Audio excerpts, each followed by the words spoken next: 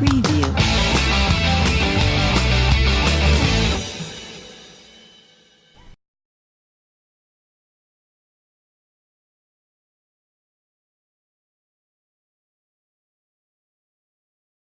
Donc, je me présente, je suis Annie Autricite, la responsable Frontline Bourgogne. Et donc, je suis ravie de vous accueillir aussi nombreux ce soir. Je vais juste vous dire quelques mots sur l'association. Nous allons très bref. Donc, l'association Frontline a été créée suite à un constat sur la grande méconnaissance de la part de la population des maladies transmises par les tiques. Les campagnes de prévention à destination du grand public sont trop peu nombreuses ou sont mal ciblées. Peu de personnes connaissent les dangers d'une morsure de tique lors de sorties en plein air. Les malades atteints de la maladie de Lyme souffrent sans reconnaissance médicale ni sociale. En ce qui me concerne, il a fallu 10 ans pour me diagnostiquer. Donc, France Lyme est une association nationale, loi 1901. Elle a vu le jour en janvier 2008. Et en vue de monter une association française autour des maladies vectorielles à tique, avec une ouverture à l'international. Elle a pour objet d'échanger et de diffuser des informations sur les maladies transmises par les tiques et d'en assurer la prévention, ce que nous faisons en règle générale à France Lyme Bourgogne. Elle vise également, enfin France Lyme Bourgogne et tous les France Lyme de toutes les régions, voilà ce que je voulais dire. Elle vise également à faciliter les contacts entre les malades et les différentes institutions médicales, sanitaires et sociales. Elle a été fondée pour diffuser de l'information objective autour de ces pathologies, créer un lien entre les malades et mener des actions de prévention autour des maladies à tique. L'association France Lyme agit au service des malades et de la société. Elle propose du soutien personnalisé aux malades, des actions de prévention auprès de tous les publics, grand public, enfants, professionnels, sportifs, à organiser selon nos souhaits. Donc, chaque personne peut nous demander de faire une action, par exemple auprès d'une école. Donc, il est facile de former des petits qui vont ensuite, eux, pouvoir former leurs parents. Donc, comment enlever une tique, de quelle façon, pourquoi ne pas la toucher, etc. Donc, que ce soit n'importe quelle association, vous pouvez nous solliciter. L'année prochaine, notre objectif est justement de former les écoles. L'association collabore avec différents médecins et groupes de médecins français et internationaux qui lui apportent leur confiance. France Lyme fait partie des associations fondatrices de la Fédération française contre les maladies vectorielles à tique, créée en septembre 2015. Donc France Lyme Bourgogne existe depuis 3 ou 4 ans, je ne sais plus du tout la date exacte. Et nous faisons beaucoup de prévention en tenant des stands un petit peu partout en Bourgogne, mais bon, surtout sur Châlons et la région, parce que la majorité des gens qui font partie de l'association sont des locaux. Mais si on nous a demandé d'aller à Nevers, nous sommes allés à Nevers former des élèves qui présentaient les sujets en bac, par exemple. Voilà. Donc je vais laisser la parole à soit Monsieur le maire, soit Armelle, qui est notre trésorière France Lyme nationale. Bonsoir à tous, merci beaucoup.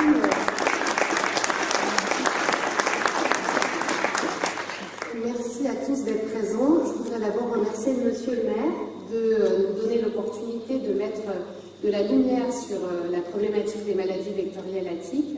C'est un vaste sujet. On va essayer, grâce au professeur Perron, de vous apporter quelques éclairages aujourd'hui. Un immense merci à Annie. C'est grâce à des bénévoles comme elle qu'on arrive à avancer sur le terrain. Nous en avons besoin. Si vous avez envie de vous mobiliser, surtout n'hésitez pas. Ça peut être 1 heure par semaine, 1 heure par mois, 1 heure par trimestre, peu importe. Si vous avez la possibilité de nous donner un peu de temps, que vous soyez malade ou que vous ne le soyez pas, c'est extrêmement important. Et un immense merci à elle d'avoir eu le courage, malgré les douleurs, les difficultés, d'avoir pu organiser tout ça. Et puis enfin, un très grand merci au professeur Perron pour son dévouement inconditionnel sur les maladies vectorielles à tique. Voilà.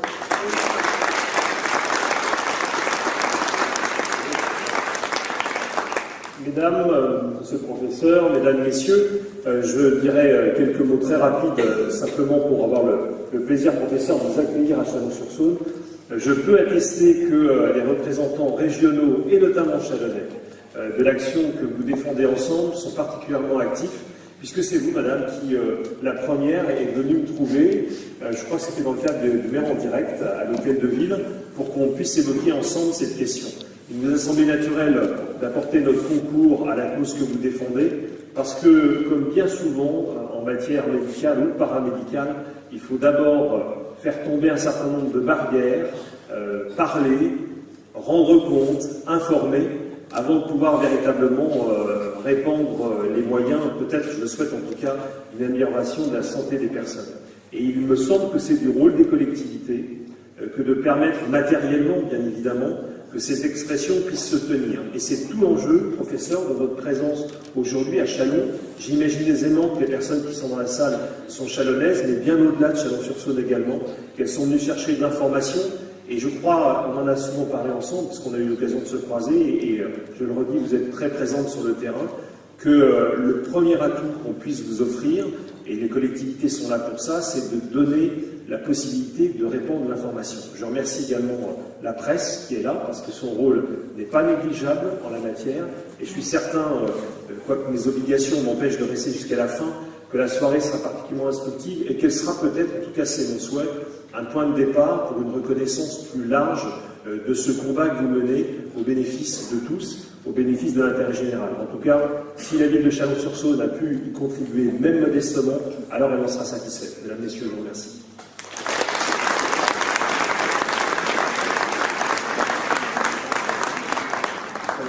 Merci beaucoup, Monsieur le maire, pour votre soutien. Merci à Annie, à tous les bénévoles de France Line. Donc, effectivement, je suis ici pour vous parler de données scientifiques. Moi, tout ce que je dis, j'ai des références scientifiques, donc je suis très à l'aise. Vous parlez des nouvelles recommandations françaises qui ont été très décriées, principalement par des collègues, ce que j'ai trouvé très triste, qui avaient même participé aux recommandations, qui étaient d'accord sur le texte jusqu'à la dernière réunion, puis après on cherchait à tout mettre à la poubelle. Ça bouge énormément, toutes les publications scientifiques vont dans l'autre sens. Encore la semaine dernière, la Société américaine de maladies infectieuses, qui est à l'origine du déni mondial, a même écrit un article en disant bah oui, finalement, la sérologie de Lyme, c'est pas aussi. Ça n'a pas l'air terrible, on ne le savait pas à l'époque. Donc, je suis assez confiant, la science est avec nous, ça va avancer. Voilà, merci beaucoup. Donc, je vais commencer la présentation, puis après, on pourra débattre. Donc ici, vous avez la Borrelia, cette fameuse bactérie spiralée, qui est dans la forme active, qui peut courir très vite, mais quand elle était agressée, les conditions physico-chimiques qui changent dans l'environnement, qu'elle est agressée par les antibiotiques, elle va se mettre sous forme arrondie, persistante, elle va pouvoir survivre dans les tissus, échapper aux antibiotiques, au système immunitaire, et se réactiver. C'est pour ça que les malades souffrent souvent d'une évolution cyclique de leurs symptômes. Ce qui est très important, c'est de savoir que toutes les maladies vectorielles à tiques à Lyme, qui sont prouvées de façon formelle par les tests qui ne sont pas décriés, on sait que 3 fois sur 4, les gens n'ont aucun souvenir de la piqûre de tique, parce qu'il y a des bébés tiques qu'on appelle les nymphes, qui peuvent faire 2-3 mm, qui vous piquent dans les cheveux, dans un pli, vous ne les voyez pas, ils se décrochent et vous en contaminez. Et ça, c'est très important parce que j'ai des collègues parisiens qui ont publié dans un journal international une revue de 300 malades récemment. Ils disaient si vous n'avez pas été piqué par une tique, si vous n'avez pas l'héritage migrant, si vous n'avez pas la sérologie, ELISA positive, Western positif, si vous n'êtes pas guéri au bout d'un mois, vous n'avez pas Lyme. Ce genre de propos est totalement scandaleux d'un point de vue scientifique, ça ne repose sur rien. Tout ça, c'est basé sur des publications internationales. Alors, pourquoi ça s'appelle maladie de Lyme? C'est une petite ville à l'embouchure du fleuve Connecticut, à peu près à 150 km de New York.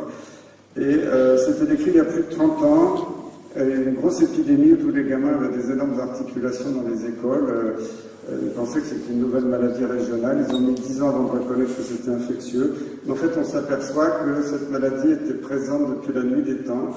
Et que des cliniciens, médecins en Suède, en Allemagne, en France, avaient décrit les formes cliniques de la maladie depuis la fin du 19e siècle.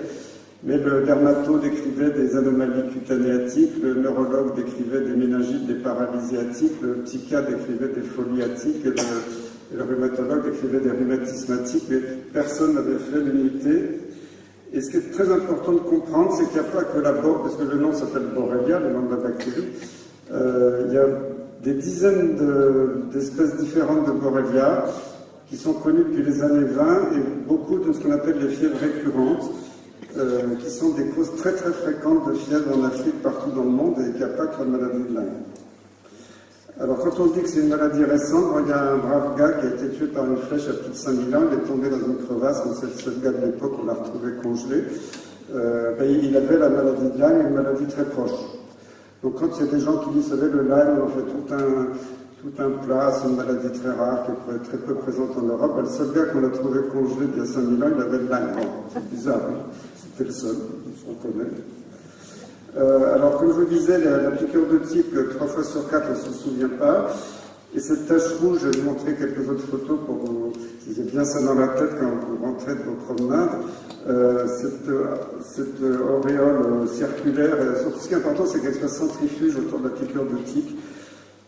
C'est spécifique de la maladie, donc si un médecin voit ça, vous devez aller le voir, il est tenu de vous donner 2 semaines d'antibiotiques, il est tenu. C'est pas peut-être que, non, on va faire un test sérologique, une prise de sang. C'est quasiment interdit de faire la prise de sang à ce stade. Là, il n'y a aucune polémique. C'est publié et recommandé par les autorités françaises, américaines depuis des décennies.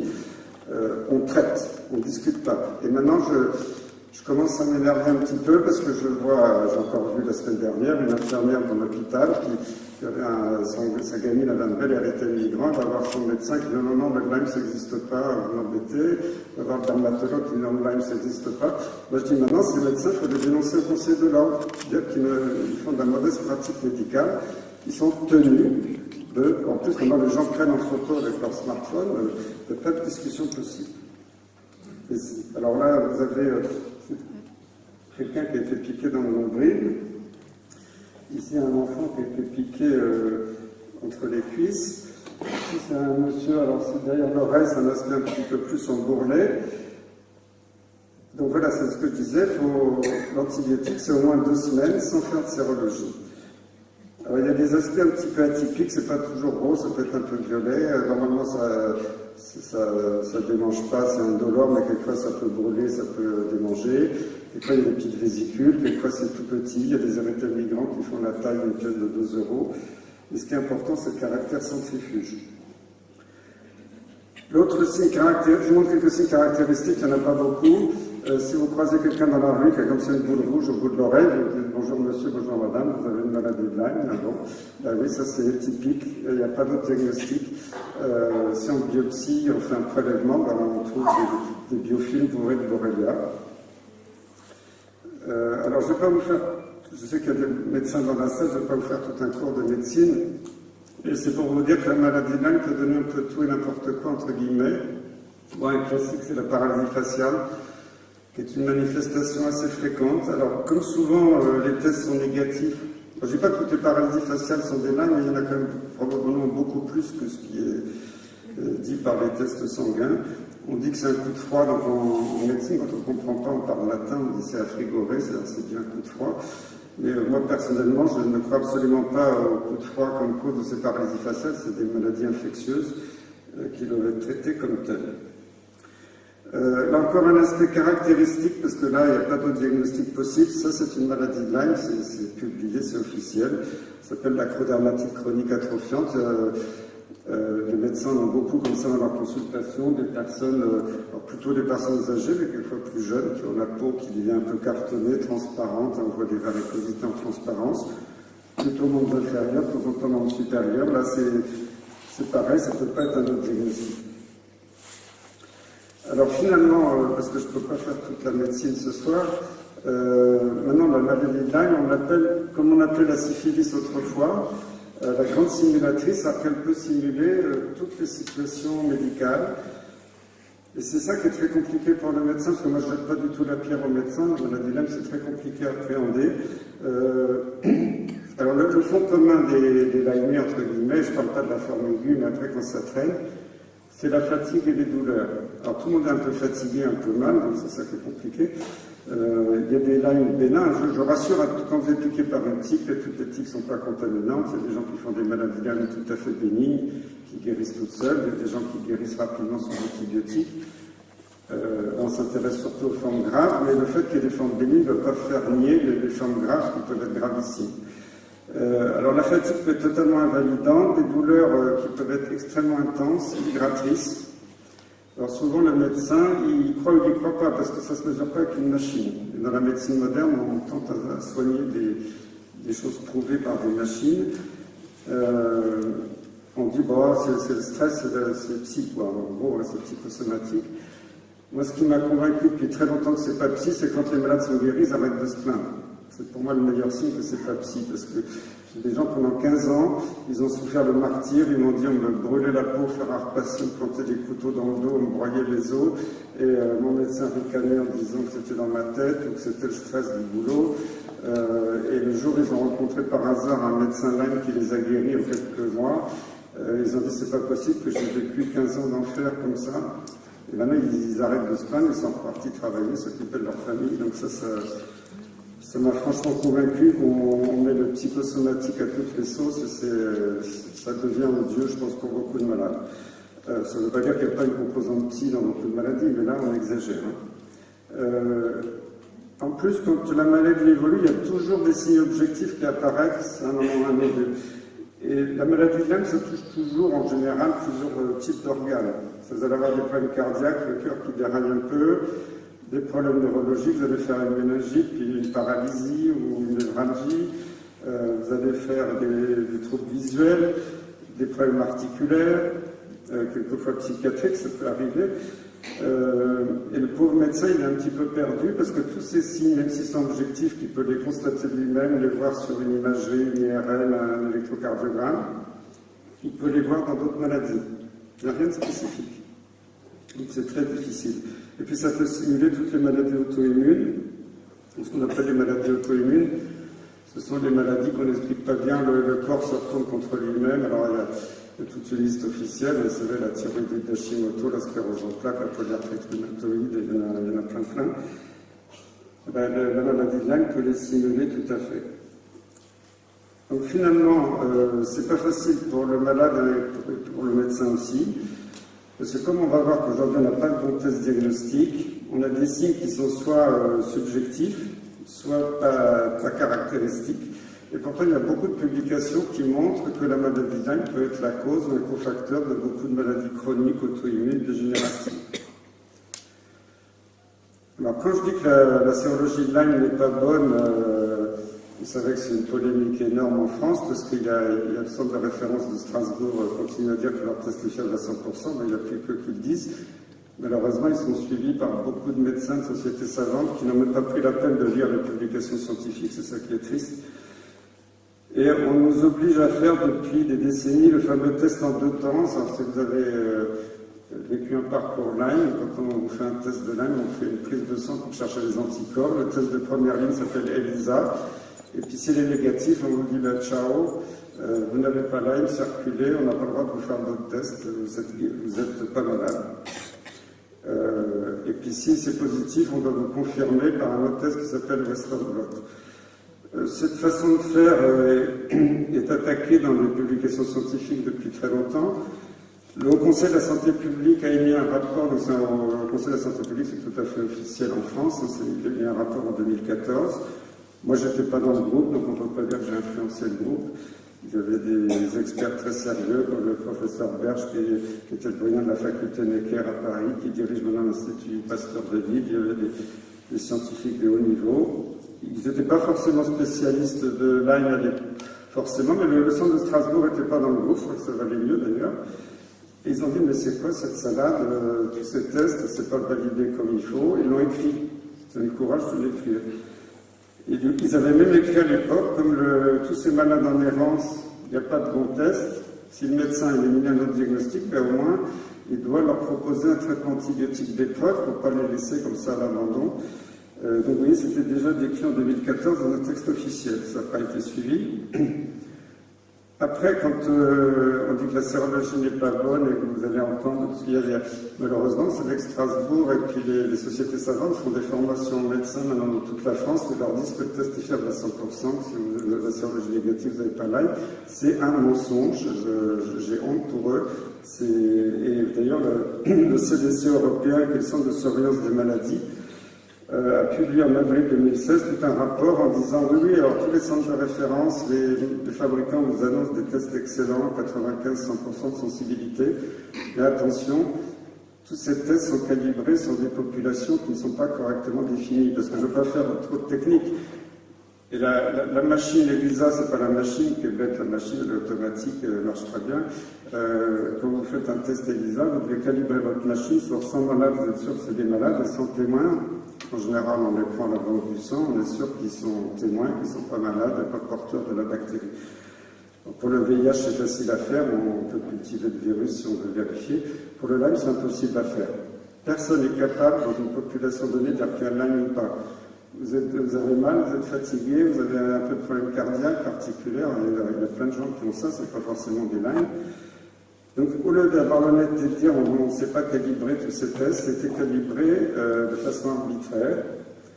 Et comme à l'époque, ils étaient convaincus, j'espère qu'ils étaient convaincus que c'était une maladie rare, ils ont dit bon, il ne faut pas dépister plus de 5% dans une population donnée. Donc, tous les tests étaient calibrés sur les donneurs de sang, parce qu'on ne pouvait pas les calibrer sur des malades, on ne savait pas qui étaient malades.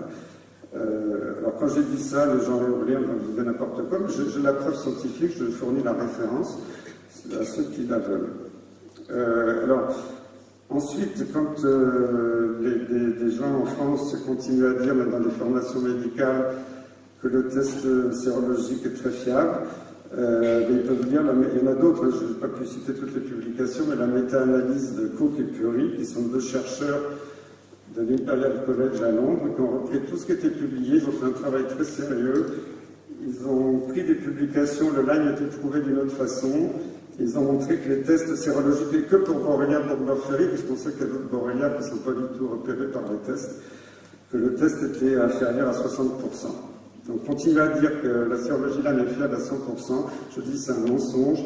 Et si un expert, un médecin vient de vous dire ça dans une salle, vous le jetez dehors en disant que c'est un imposteur. Maintenant, tant pis, je dis des mots un peu forts, mais c'est pas possible que des malades continuent de souffrir à cause de gens qui racontent n'importe quoi, qui ne relaient pas ce qui est publié dans des publications scientifiques sérieuses. Alors ça, c'est ce que je disais tout à l'heure. Il y a un groupe qui s'appelle Yucca, qui s'est autodissous l'année dernière, peut-être qu'ils n'étaient pas très fiers de leur travail, qui avait été créé par les Américains en Europe pour imposer cette façon de faire avec le verrouillage à 5%. Vous avez la référence scientifique ici, c'est publié, c'est pas moi qui le raconte. Et au mois de juillet dernier, je suis allé à l'agence du médicament, ça avait la NSM, pour leur demander comment ils allaient faire, parce que la ministre les a chargés de calibrer tous les tests commercialisés en France, les anciens, les nouveaux, parce que la ministre a dit comme ça, tout sera nickel, on va revoir tout ça. Et je suis allé les voir pour dire, mais comment vous faites? On me demanderait de calibrer ces tests, je serais incapable de le faire, parce que personne n'est capable de le faire. Et ils m'ont dit, ben oui, c'est très simple, on se fait envoyer par la banque du sang les poches, ils ont des petits échantillons qui correspondent à chaque poche, des tests repérés positifs pour Borrelia, puis on compare avec les nouveaux kits des fabricants. Mais comment vous savez que ces poches sont positives? Ah, j'en prends le test de référence de sérologie Strasbourg. Alors là, je dois dire, heureusement j'étais assis, sinon je serais tombé par terre, que ce test qui est très mauvais sert de référence nationale. C'est très choquant. Donc, quand je leur ai fait part de mes doutes, ils m'ont dit, on est d'accord avec vous, mais on n'a pas les moyens de faire autrement. Alors, quand aussi il y a des collègues, notamment à l'Académie de médecine, qui ont dit oui, on fait trop de bruit, c'est la Lyme mania, on agite les médias, on fait peur aux gens. Là encore, il faut qu'ils lisent les publications. Je n'ai pas mis les références sur cette diapo parce que j'avais simplifié, mais je peux vous donner toutes les références si vous voulez. Maintenant, on sait que la maladie est présente sur tous les continents. Quand on regarde les chiffres français, il y a plus de 10 ans, on était à 5 cas par 100 000 habitants, maintenant on est à plus de 50 000. Aux États-Unis, c'est pareil, on est passé de 300 000 à 380 000. Ça a beaucoup augmenté. Actuellement, le record, c'est le sud de la Pologne. En quelques années, c'est multiplié par 32.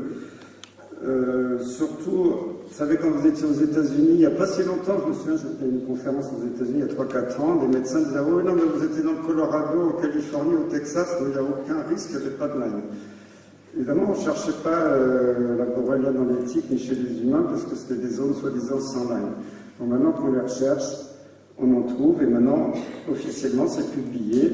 Les USA ont reconnu que les 50 États, y compris Hawaï, étaient touchés. Et c'est pareil, moi j'avais des collègues de Marseille il y a 2 ans dans une réunion tout à fait officielle à l'INSERM qui disaient ben non, au sud d'Avignon il n'y a pas de Lyme, c'est impossible.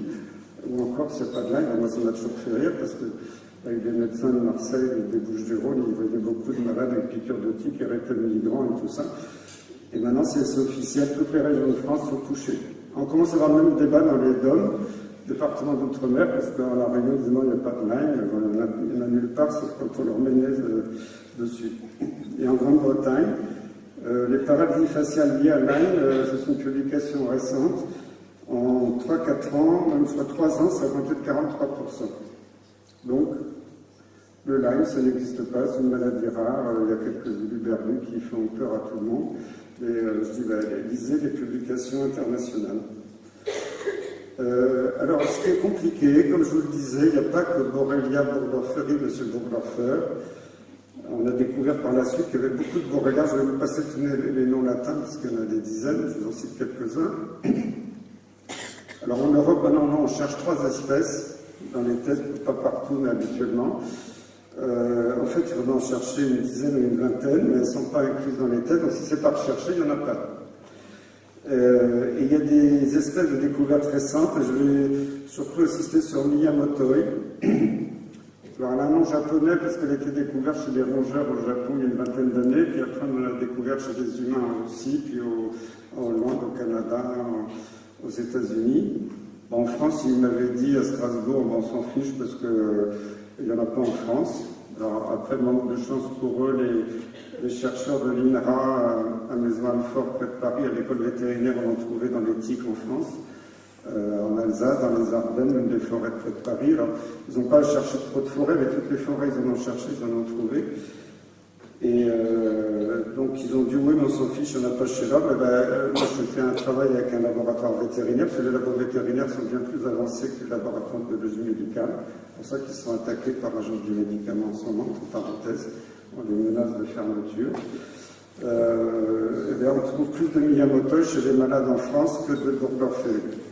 Bon, c'est sûr qu'on va me dire que c'est n'importe quoi, que c'est des faux positifs, on a l'habitude de la chanson. Alors en plus, ce qui est compliqué chez ces malades qui ont un syndrome chronique qui dure comme ça, on sait très bien maintenant par des publications scientifiques qu'il n'y a pas que la Borrelia, il y a d'autres microbes, alors je vais vous passer aussi tous les noms latins, Anaplasma, Bartonelle, Ehrlichia, etc. Et là encore, ce sont des labos vétérinaires qui ont fait faire des progrès, parce que Muriel Vessier-Tossa, qui est chercheuse à l'INRA, avait montré il y a quelques années sur des sérums humains, qu'elle trouvait des Bartonelles, qui sont des bactéries bien connues en médecine humaine. On les connaît notamment pour la maladie du grippe du chat, mais en médecine humaine, on connaît 2 espèces. Et là, on en a trouvé au moins 4 ou 5 qui étaient d'origine animale, qui étaient inconnues chez l'homme jusqu'à présent. Donc on est en train de se rendre compte maintenant qu'on développe des nouveaux outils diagnostiques, on trouve chez l'homme des bactéries qui n'étaient pas connues par les biologistes humains, qui étaient connues depuis longtemps des biologistes vétérinaires. Et Ehrlichia mycorrhizis, moi j'aimerais bien qu'on s'y intéresse, il n'y a pas de labo qui s'y intéresse en France. On l'a trouvé dans plusieurs pays européens, chez des gens qui avaient des lymphoses, des cancers des ganglions, des maladies auto-immunes. On sait qu'elle existe, mais voilà, pour l'instant il n'y a pas de test. Et on trouve en plus des bactéries, des parasites. Et si vous habitez à la campagne, votre chien, votre chat, votre vache, elle a la pyro, la pyroplasmose, tout le monde connaît, le chien qui pisse rouge, les vétos vous connaissent par cœur. L'homme est atteint. Alors chez l'homme, on connaît que la forme grave de l'immunodéprimé qui est une forme extrêmement grave. Mais on ne savait pas jusqu'à présent que beaucoup de gens qui ont des soi-disant des Lyme chroniques peuvent aussi avoir des parasitoses de cette espèce qui ressemble un peu au palu. Et c'est pour ça que souvent les malades qui ont un syndrome chronique réagissent aussi bien, voire mieux aux antiparasitaires qu'aux antibiotiques. Donc il faudrait développer des nouveaux tests de détection. Alors pour ceux qui ne sont pas familiers, ce qu'on appelle PCR en anglais, c'est la réaction de polymérisation en chaîne, c'est comme une machine à tricoter qui va vous amplifier l'ADN d'une bactérie qui est présente en très faible quantité. Ce sont des tests qui sont en cours d'évaluation, surtout par les labos vétérinaires. Malheureusement, la sensibilité n'est pas encore très bonne parce qu'on trouve un germe une fois sur 5, pas plus. Peut-être qu'on va améliorer ces techniques. Et puis, il y a ce qu'on appelle le séquençage à haut débit. On a un protocole officiel qui a été démarré avec l'Agence nationale de recherche, l'ANR, avec l'Institut Pasteur, pour essayer de trouver des nouveaux microbes. Et c'est confirmé dans les publications scientifiques qu'il y a beaucoup plus de piqûres de tiques aujourd'hui qu'avant. Beaucoup plus de tiques déjà dans la nature qu'avant. Alors il y a le réchauffement climatique sûrement. On pense aussi qu'il y a eu la disparition d'espèces animales prédatrices. Et moi j'ai discuté avec des forestiers dans les Vosges ou ailleurs qui me disaient il y a 20 ans, ils voyaient une tique de temps en temps. Maintenant, dès qu'ils mettent un doigt de pied dehors, ils en ont une vingtaine qui leur grimpent dessus avec des petites nymphes de 2 mm. Alors, quand on regarde tout ce que contiennent ces tiques, ça c'est des études françaises récentes qui montrent qu'on trouve énormément de bactéries, de parasites qui peuvent donner des maladies chez l'homme dans les tiques. Bonsoir, monsieur Trouillard. Et vous voyez, je ne vais pas vous donner tous les noms latins, et même des mini-bactéries qu'on ne connaissait pas qui pourraient perturber nos mitochondries, qui nous aident à métaboliser l'oxygène dans nos cellules. Donc il est possible qu'on découvre des nouvelles maladies ou des nouveaux mécanismes de maladies à partir de tous ces germes. Mais comme la plupart de ces germes, je le rassure tout de suite, il y a 0 test diagnostique. Donc ça n'existe pas, donc les malades en psychiatrie, bien entendu, c'est pour moi évident.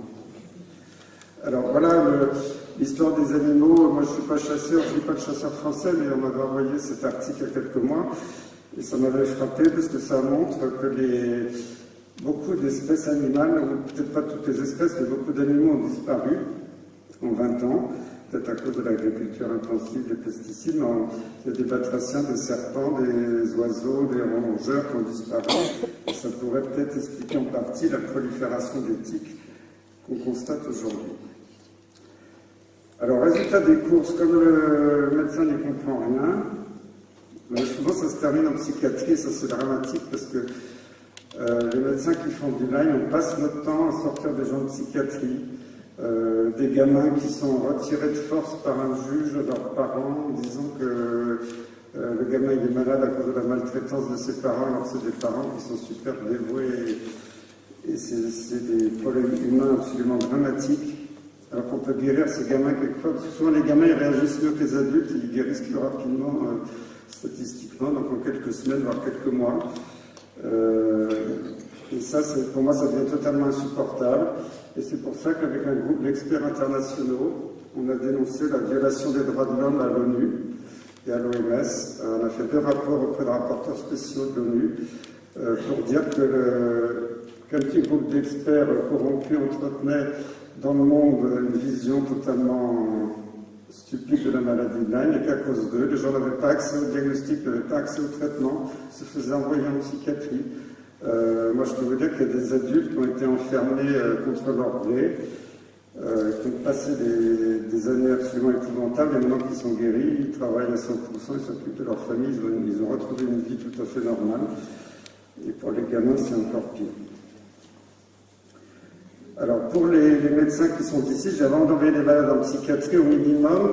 Faites quelques examens, la liste n'est pas exhaustive, mais c'est pour vous montrer qu'avec selon les signes cliniques, bien sûr, on ne va pas tout faire à tout le monde. Il faut graduer les examens, mais on peut faire quand même des examens complémentaires qui permettent de montrer que les personnes ont des anomalies objectives. C'est une anomalie des lymphocytes, c'est une anomalie dans le liquide cérébrospinal quand on fait la fonction lombaire, c'est des troubles cognitifs, ça se mesure avec des tests reconnus internationalement. C'est une IRM ou des taches dans le cerveau, c'est pas inventé par le malade, ça peut ressembler à la sclérose en plaques, mais c'est pas toujours de sclérose en plaques, etc. Si on fait tous ces tests, déjà, on peut se dire, tiens, je ne comprends pas grand-chose. Ça m'arrive, pourquoi tu m'as dit qu'est-ce que j'ai, quelque chose, je ne sais pas honnêtement, parce que je ne suis pas sûr que ce soit Lyme, c'est peut-être d'autres microbes, mais on n'a pas les outils aujourd'hui. Il faut avoir la modestie de reconnaître qu'on ne sait pas tout, mais au moins de ne pas envoyer les gens en psychiatrie parce qu'on ne comprend pas. Ça, c'est le béaba pour moi comme médecin. Alors, je ne vais pas vous détailler toutes les études, parce qu'on n'a pas beaucoup de temps, qui analysent les traitements. Parce que pour les médecins, vous avez vu, mes collègues ont dit, ça y est, maintenant la messe est dite, des études ont démontré que le traitement prolongé par antibiotiques de la maladie de Lyme ne servait à rien. Alors là, c'est totalement faux, parce qu'il y a beaucoup d'études, pour ceux qui ne sont pas familiers avec la méthodologie en médecine. Bon, si un médecin dit, voilà, j'ai soigné 100 malades, 200 malades, j'en ai guéri 30%, j'en ai amélioré 80%. On va dire, bon, c'est très joli, vous pouvez éventuellement publier dans un journal qui n'est pas forcément de très bon niveau. On va vous dire, bon, tout ça, il n'y a pas de tirage au sort, il n'y a pas de placebo, donc votre effet que vous montrez, les psychosomatiques, c'est un effet placebo. Donc déjà, l'effet placebo, pour moi, c'est 20%, 30% quand il fait beau, mais un effet placebo à 80%, je ne connais pas beaucoup, mais enfin, on nous met ça dans les pattes à chaque fois. Parce qu'il y a d'autres maladies où, quand on a guéri 80% des malades, c'était accepté tout de suite, il n'y a pas besoin de placebo. Mais pour le Lyme, il faut un placebo, ok. Après, il y a des études contre placebo. Il y en a eu 2 bien faites sur des critères très précis qui montrent un net avantage de l'antibiotique par rapport au placebo, mais les traitements étaient très courts. Du coup, après, les groupes de patients se sont rejoints. Ça n'a pas vraiment convaincu. Il y a eu 2 études, malheureusement publiées dans un des plus grands journaux médicaux, mais qui appartient à l'Université de Boston, qui héberge la Société américaine des maladies infectieuses et qui a touché des millions de dollars pour le Lyme, et ces études ont été conçues pour ne rien montrer. Alors, je n'ai pas le temps de rentrer dans la méthodologie, si vous le voulez, pour les médecins, je pourrais vous le détailler. Ces études ont été pour moi honteuses, et elles se sont limitées à 3 mois. Parce que je sais que pour la première étude, quand ils avaient prolongé à 4 mois, ils voyaient des différences, donc ils sont pressés d'arrêter. Quand mes détracteurs disent qu'il n'y a aucune étude qui a montré, il y a 0 étude dans la littérature scientifique contre placebo qui va au-delà de 3 mois. Et pour moi, 3 mois, c'est pas suffisant chez les malades chroniques. En plus, ils n'ont jamais pris en compte les aggravations initiales. Ce qui est grave, hein. Toutes ces études ont été faites par des médecins qui n'ont jamais vu un Lyme chronique, c'est pas possible parce que les Lyme chroniques, vous savez que s'il y a des malades dans la salle, 3 fois sur 4, vous vous aggravez avant de vous améliorer. À 3 mois, des gens sont quelquefois encore en train de s'aggraver, pas sur tout, mais certains symptômes. Donc à 3 mois, il y a des gens qui me disent c'est génial, docteur, je suis presque guéri, il me saute au cou. Bon, ça c'est 20%. Il y en a 20% au contraire qui me disent c'est épouvantable, je suis bien pire qu'avant le traitement. Et puis les autres vont dire bof, c'est pas terrible, il y a des choses qui vont mieux, des autres choses qui vont moins bien, le cœur va mieux, les articulations vont moins bien. Il faut attendre encore 1 mois ou 2 pour vraiment voir le bénéfice. Donc cette date limite de 3 mois a été choisie à mon avis exprès, mais elle n'est pas bonne du tout pour évaluer un traitement de ce type. Donc si on vous dit c'est évalué, circulé, il n'y a rien à voir, il faut dire non, il n'y a jamais eu d'études. Il n'y a pas eu de financement, parce que des études comme ça, moi j'en ai écrites il y a pas mal d'années pour avoir des sous, et on m'avait dit on ne donne pas d'argent pour une maladie imaginaire. Donc après, c'est les mêmes qui me disent mais tout ce que tu racontes c'est bien joli, c'est pas prouvé. C'est les mêmes dans les commissions qui refusent des financements quand on veut le prouver, au passage. Alors là je vais vous faire grâce de toutes ces publications, c'est pas pour vous les commenter, c'est pour les... Parce que quant à l'Académie de médecine, encore plusieurs fois dans les articles absolument honteux ces derniers mois, il y a 0 publication dans les scientifiques qui disent que Lyme chronique existe. Je dis attendez les gars, arrêtez votre discours, changez de lunettes, c'est plus possible parce que les publications, moi j'en ai à l'appel. Je vous en ai, je ne vais pas les détailler, mais la persistance des symptômes, vous voyez, il y a déjà 6 publications. On dit, bon, les symptômes, on s'en fiche, on veut des choses dures de la science, de la microbio, ok. La microbiologie, déjà chez l'animal, les études de Monica Anders en bas, c'est des études faites chez le macaque, c'est des études de dingue, elle a travaillé pendant des années, elle a montré que les macaques, qui sont quand même assez proches de l'homme, pouvaient rester porteurs malgré plusieurs mois d'antibiotiques, on pouvait recontaminer les tiques, recontaminer d'autres macaques. Elle a fait un travail de dingue. D'ailleurs qui a été attaqué par la Société américaine des maladies infectieuses, en disant que c'était de l'anti-science, que ça allait contre leurs recommandations. Donc c'est formellement démontré chez l'animal. On peut dire, bon, l'animal, c'est pas l'homme, ok, bon, c'est pas l'homme, on passe chez l'homme. Déjà dans la forme précoce, où le traitement diminue beaucoup le risque, on voit que c'est pas du 100%, parce qu'il y a des gens chez qui on arrive à trouver la bactérie après le traitement d'un état migrant. Alors on peut dire après, maintenant sur les formes persistantes chroniques, là il me faut 2 diapositives pour mettre toutes les références. Et là encore, il y en a peut-être que j'ai oublié. C'est pour vous montrer que l'évidence scientifique, elle saute aux yeux. Dans l'étude d'Oxy, par exemple, la culture ou l'épaisseur de Borrelia est positive chez 40% des malades enrachés qui ont eu des traitements antibiotiques plus ou moins prolongés. Et il y a encore toute une autre série de publications scientifiques. Donc maintenant, encore, je dis c'est insupportable, je n'accepte plus que quelqu'un me dise qu'il n'y a pas de publication scientifique qui montre que le Lyme chronique n'existe pas. Ce sont des mensonges. Et malheureusement, ces recommandations anciennes, ou même que certains essaient de rendre nouvelles, ne citent jamais toutes ces références. Alors après, quand on arrive à sortir beaucoup de gens, pas tout le monde malheureusement, de l'ornière, et dans les formes très anciennes, quelquefois on n'arrive pas à avoir la guérison complète, mais une bonne amélioration, qu'il y a des chanceux qui guérissent complètement. Quand les signes persistent, je dis toujours aux patients, le traitement il est à vie, mais après avec des méthodes naturelles. La phytothérapie marche très bien. Alors, quand je disais ça il y a quelques années, je me faisais insulter, je tombais dans le charlatanisme de bas étage. Bon, maintenant, il y a des chercheurs de très haut niveau international, comme le professeur Zhang, qui est un Américain qui publie énormément sur les formes persistantes de Borrelia, qui est venu en France récemment. Il publie sur l'efficacité de beaucoup de plantes sur Borrelia. Et je trouve ça honteux que moi, je suis très préoccupé par la résistance des antibiotiques. On nous accuse, on a donné trop d'antibiotiques pour des gens qui sont fatigués, qui ont mal au doigt de pied. Donc je caricature, c'est un peu le message que font passer nos gentils collègues. Je dis, mais ok, mais on peut très bien s'en sortir avec des méthodes naturelles qui épargnent les antibiotiques et ils ne veulent pas en entendre parler. Ce qui est bizarre, alors qu'on pourrait l'évaluer. On sait que les grands chauds aussi, c'était connu pour la syphilis, inhibe les Borrelia, aussi que les grands froids.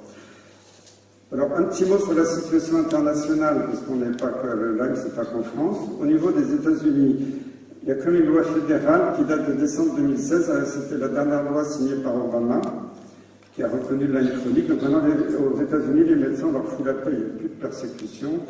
Il y a eu un cas exceptionnel en Floride l'année dernière, mais sinon, alors que c'était terrible, pour les médecins américains, pendant 20 ans, ils en ont bavé, ils ont été persécutés. Il y a 17 autorités gouvernementales US dans le département d'État qui reconnaissent ce Lyme chronique. Il y avait une agence officielle, National Guidelines Clearinghouse, qui a viré déjà il y a 2 ans les recommandations de la Société américaine de maladies infectieuses, parce que cet organisme fait vérifier toutes les recommandations par l'Institute of Medicine, qui est un institut indépendant, qui a dit mais ces recommandations ne sont pas basées sur des preuves, c'est des avis d'experts qui ne valent pas grand-chose. Ils ont reconnu la recommandation de NILADS, qui est la Société internationale du Lyme et des maladies associées, qui est citée par l'Académie de médecine comme une association de joyeuderie charlatans. Pas du tout, ce sont des médecins qui depuis plus de 20 ans se battent aux États-Unis pour soigner les malades. Il faut reconnaître que ces recommandations ne sont pas d'un très haut niveau de preuve, parce qu'ils n'ont pas eu d'argent pour la recherche, je suis le premier à le déplorer.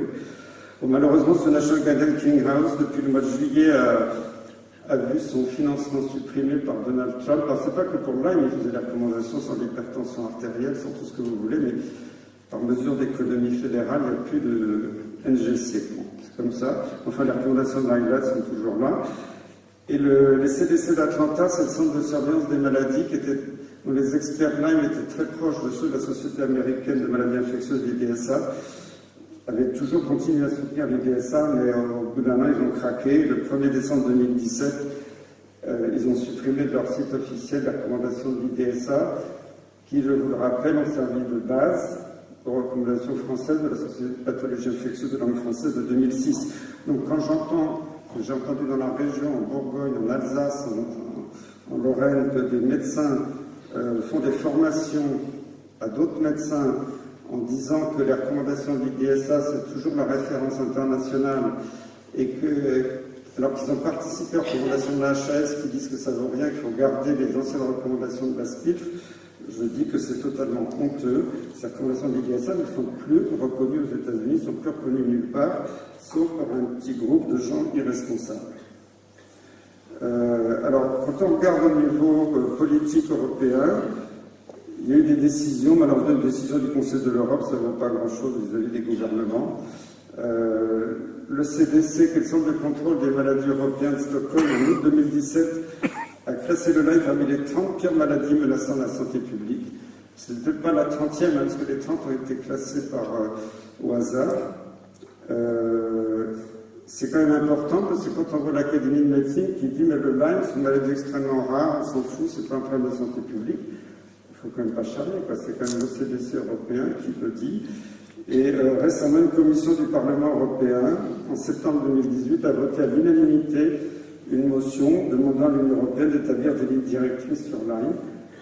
Ça devait passer récemment en séance plénière au Parlement, ça a été repoussé. Bon, j'espère que ça n'a pas été repoussé pour de mauvaises raisons, hein, on verra. Alors, ce qui est important aussi, c'est ce qui continue à se passer aux États-Unis.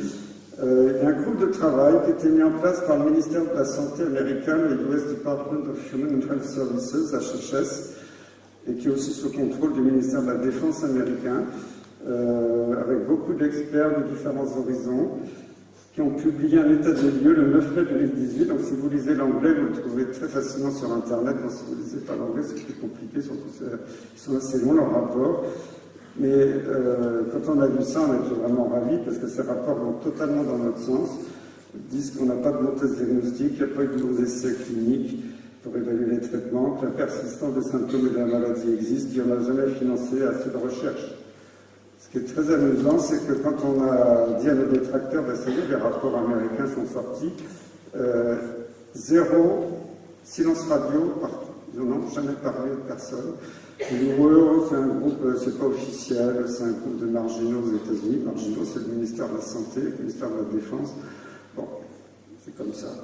Alors, ces groupes de travail doivent émettre des recommandations. Ça, c'est un état des lieux, c'est des rapports. Doivent émettre prochainement des recommandations qui sont attendues pour la fin de l'année.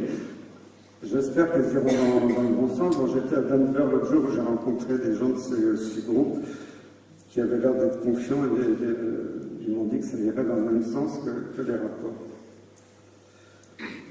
Alors, un petit mot, parce qu'on en a parlé tout à l'heure, sur la Fédération française contre les maladies vectoriellatiques.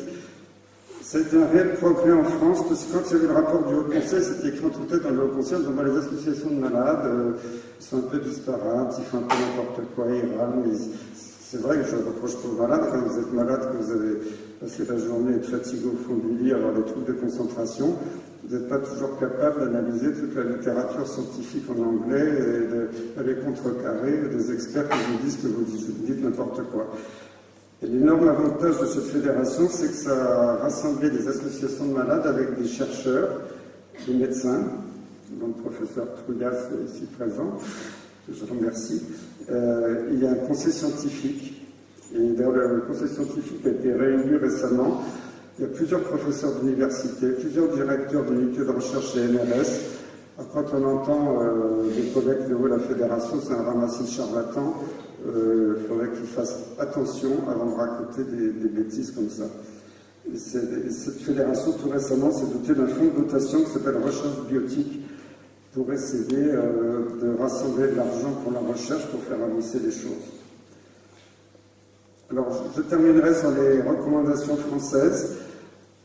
Quand il y a eu beaucoup d'agitation médiatique il y a 2 ans, la ministre, le directeur général de la santé et l'autorité de santé ont reconnu qu'il y avait un grave problème de santé publique, que les tests diagnostiques, que les stratégies de traitement devaient être revues.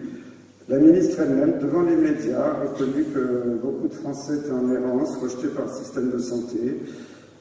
Elle a annoncé qu'il fallait donner des sous pour la recherche. Alors il y a des sous qui ont été donnés. Une étude qui s'appelle l'étude OHT qui a démarré. Il devait se créer une cohorte nationale de patients, c'est toujours pas fait pour l'instant, j'espère que ça viendra. Voilà, mais quand même, il y a une reconnaissance officielle. Et la ministre a lancé un plan national, donc c'était Marisol Touraine à l'époque, ça a été suivi après par Agnès Buzyn. Et je dois remercier les 2 ministres qui ont plutôt été sympas et cherché à nous aider avec une vision tout à fait positive. Alors, il y a beaucoup de groupes de travail avec 5 axes stratégiques, donc ça ressemble un petit peu à ce qui s'est fait aux États-Unis. Et finalement, on a sorti ça en avance par rapport aux États-Unis. Donc j'inciterai surtout sur l'axe stratégique 3, qui est sur la prise en charge des malades. Mais vous voyez qu'il y a eu des travaux sur la prévention, sur les panneaux à l'entrée des forêts, comment se prévenir des piqûres de tiques, comment améliorer les tests, etc.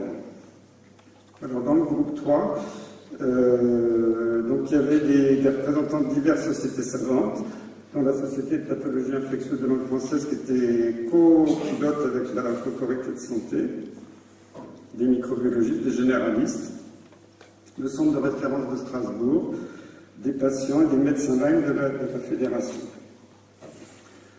Alors, pour résumer sur la première partie sur les formes cliniques de la maladie de Lyme proprement dite, il est dit que la sérologie est recommandée, mais il n'est jamais écrit que dans le résultat positif est obligatoire. Donc ça laisse quand même une porte pour pouvoir traiter des gens en sérologie négative. Et là, il s'est passé quelque chose de totalement incompréhensible, c'est qu'on s'était mis d'accord sur un texte. Alors, dans les recommandations de notre autorité de santé, il y a toujours un texte court qui doit être consensuel pour tout le groupe de travail, et un texte long avec des références où là on a le droit d'exposer nos divergences. Mais dans le texte court, c'était consensuel, tout le monde autour de la table, dans la société de pathologie infectieuse, des généralistes, des représentants du neurologue, des cardiologues, des rhumatologues, ils avaient tous dit OK. Et derrière notre dos, quelques jours après, ils sont allés voir en sous-main la haute autorité de santé, le ministère, ils ont dit c'est un scandale, ce texte c'est un torchon, il ne faut pas qu'il sorte. Et ils ont imposé des modifications derrière notre dos, ce qui est en violation totale des règles de fonctionnement d'un groupe de travail de la haute autorité de santé. Pendant 15 ans, j'ai présidé le Haut Conseil de la santé publique, on a fait des recommandations pour le ministère, j'ai jamais vu c'est une attitude de gangster, j'ai jamais vu ça. Bon, alors ils ont rajouté quelques éléments comme le test en 2 temps. Bon, on a failli pas signer, on a signé quand même le texte en disant on ne va pas faire la guerre là-dessus. S'ils veulent le test en 2 temps, c'est-à-dire que vous n'avez pas le droit de faire le western blot si le visa est négatif. Vous avez le droit de le faire, mais il n'est pas remboursé. C'est-à-dire on ne va pas se battre là-dessus, parce que de toute façon, le western blot, on s'en fiche un peu, c'est un test d'arrière-garde. S'il est négatif, ça n'empêche pas de soigner le patient. Mais c'est pour vous dire la méthode qui était quand même très choquante. Alors, une avancée importante de ce groupe, ça a été la description du SPPT. Alors, c'est un peu compliqué, syndrome polymorphe persistant pour une possible piqûre de tique. Ce syndrome SPPT était déjà décrit dans le rapport du Haut Conseil de la santé publique de 2014. Ça veut dire que quand on vous dit j'ai le Lyme chronique, en fait, on n'est pas sûr que tout le monde a le Lyme. Ça peut être le Lyme, ça peut être d'autres Borrelia, ça peut être d'autres germes, peut-être d'autres cofacteurs génétiques, immuno, que tout le monde ne guérit pas à 100% avec les antibiotiques. Donc c'est important de faire admettre ce concept qu'on peut avoir un syndrome chronique, qu'on n'a pas à faire la preuve de la piqûre de tique, qu'on n'a pas à faire la preuve d'une sérologie positive. Alors ça m'a fait aussi beaucoup rire quand mon collègue François Briquet, académicien, a sorti dans la presse récemment c'est quoi ce SPPT, c'est une invention, n'importe quoi, ça repose sur rien. Je rappelle que François Briquet était membre de la commission du Haut Conseil de la santé publique en 2014 qui a signé la naissance du SPPT. Donc il faudrait qu'il se souvienne de ce qu'il a signé il y a quelques années. Bon, je sais bien que les académiciens peuvent avoir des troubles de mémoire, mais François Briquet est encore assez jeune. C'est très choquant de voir ce genre de déclaration publique. Voilà, alors, ce SPPT, ils ont dit aussi ça ne repose sur rien. Il n'y a qu'en France qu'on décrit ça. C'est pas vrai, si vous regardez dans les publications internationales, il y a un syndrome qui s'appelle le PTLDS, syndrome de Lyme post-traitement. C'est vrai que ce PTLDS avait été inventé aux États-Unis par des détracteurs du Lyme chronique pour dire, bon, tous ces gens qui se plaignent après 3 semaines de traitement, ils n'ont pas de Lyme, ils sont fous, ils ont des séquelles ou autre chose. C'est pour ça qu'ils avaient appelé ça post-traitement, pour les mettre de côté. Bon, maintenant, ce mot PTLDS revient à la mode aux États-Unis, mais avec des experts qui disent finalement, le terme n'est pas très bon, mais ça peut être aussi infectieux. Post-traitement, ça peut aussi être la persistance bactérienne, parce qu'elle est prouvée scientifiquement. Et donc, finalement, on n'aimait pas trop ce terme, mais on finit par l'accepter. Et on s'aperçoit que c'est assez proche de notre SPPT. Donc, il y a des références scientifiques sur ce syndrome chronique persistant. Ce n'est pas une invention franco-française, contrairement à ce qui a été raconté. Alors, voilà la description par le groupe de John Ocott, qui est un très bon clinicien américain, qui a publié en décembre 2017 une description très détaillée de ce qu'ils appellent le PTLDS, avec toutes les manifestations cliniques, tous les tests cognitifs, des échelles de fatigue, de dépression. C'est très bien fait, ça peut servir de base pour nos études cliniques. Alors, dans les recommandations, donc, qu'est-ce qu'elle dit s'il y a un SPPT sur ce fameux syndrome chronique qu'on n'explique pas bien? bien, tout médecin généraliste en France peut prescrire un traitement antibiotique d'épreuve par au moins un mois d'oxycycline, après avoir exclu notre diagnostic. Et c'était déjà recommandé par le Haut Conseil de la Santé publique, même si ce n'était pas suivi. Et la réponse au traitement va confirmer que c'est une origine bactérienne. Ça ne veut pas forcément dire que c'est Lyme, c'est peut-être une autre bactérie. Il ne faut pas oublier, dans la réponse, ça peut être aggravation, parce que souvent les gens ne peuvent pas bien l'intégrer. Et puis il y avait des discussions qui devaient être lancées avec la Sécu pour le remboursement à 100% des formes les plus graves. Donc, normalement, ça a été mal interprété par certains médecins qui ont envoyé des mots dans toute la France en disant c'est un scandale, un médecin n'a pas le droit de traiter plus d'un mois, c'est totalement faux. Le traitement d'un mois, c'est le traitement d'épreuve. Si vous répondez au traitement d'épreuve, le médecin a le droit de traiter plus longtemps. On va voir sous quelle forme, mais il y a eu beaucoup de désinformations. Normalement, ça devait décomplexer tous les médecins. Ça devait stopper immédiatement toutes les poursuites par les conseils de l'ordre, les caisses d'assurance maladie pour les médecins qui traitent plus longtemps. Et c'est interprété de travers. Et je n'en ai que pour preuve la lettre absolument horrible du président du conseil départemental de l'Ain, qui est un département à côté, qui a écrit à tous les médecins en disant maintenant vous n'avez plus le droit de vous occuper de Lyme, c'est fini, la messe est dite par l'Académie de médecine.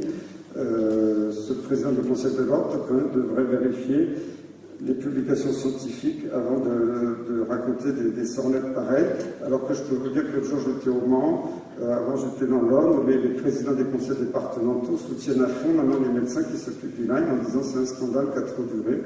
Et l'autre jour au moins il y avait 58 médecins dans la salle avec le président du conseil départemental de l'Orne qui était présent. Alors, le médecin a tout à fait la possibilité de prescrire au-delà d'un mois sans limitation de durée et sans limitation de médicaments. C'est exprès que ce n'est pas écrit parce qu'on manque de données scientifiques solides. Et les autorités nous ont dit, bon, finalement, vous pouvez sortir des clous. On est à peu près d'accord. Mais en échange, vous devez enregistrer tout ce que vous faites. On n'est pas contre. C'est pour ça qu'il y a ce lien qui doit être fait entre un médecin et un centre expert, qui est un centre hospitalier, qui ne sont pas encore désignés.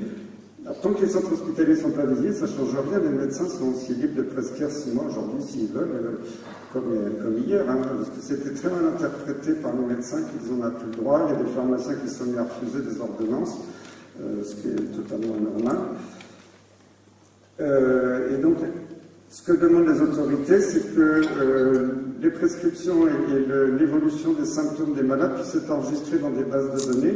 C'est ça qui est appelé recherche. C'est pas que la recherche pure et dure, c'est d'autres médecins qui ont interprété de travers qu'on ne peut plus soigner un malade sinon on ne tire pas au sort contre placebo. Vous savez, les études contre placebo, il n'y en a pas 36 000, ça coûte tellement cher, c'est des millions d'euros qu'on n'est pas prêt d'en avoir beaucoup. Voilà, donc c'est dans cette pagaille, cette agitation médiatique, plus personne n'avait rien compris, ça a fini par avoir un effet, je dirais, au contraire délétère vis-à-vis des médecins qui se sont mis à être inquiets, on n'a plus le droit de s'occuper de Lyme. C'est l'inverse. Maintenant, vous n'êtes plus attaqué pour Lyme. Il y a des caisses d'assurance maladie qui continuent à l'échelon régional d'attaquer. Il n'y a plus que la région Grand Est, Bourgogne et puis Rhône-Alpes, Auvergne qui attaquent. Les autres régions, maintenant, c'est assez tranquille. Mais même quand il y a des attaques menées par la Caisse d'assurance maladie, que ça remonte au Conseil de l'ordre, quand ça arrive au national, je peux vous dire, il y a eu 0 attaque contre Lyme depuis plusieurs années, que les médecins qui étaient attaqués ont été lavés des attaques contre Lyme. Il y en a qui ont été condamnés sur d'autres choses, mais pas sur Lyme. Donc il faut vraiment que les médecins maintenant aient confiance qu'il n'y a plus d'arguments scientifiques pour les attaquer, il ne faut pas faire n'importe quoi non plus. Moi je dis à des médecins, vous délirez complètement, vous faites des doses 4 fois la dose autorisée, des durées possibles à 25 produits sur votre ordonnance.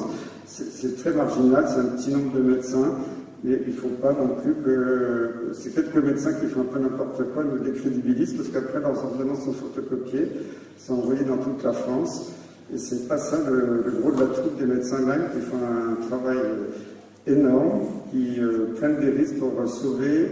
Ils ont sauvé des centaines de milliers de gens en France, il ne faut pas l'oublier, et ça je leur rends hommage aujourd'hui. Alors en plus, le médecin, quand on va avoir le libre choix de son centre de référence, il n'est pas obligé, s'il ne s'entend pas avec le centre d'à côté, d'aller au centre d'à côté.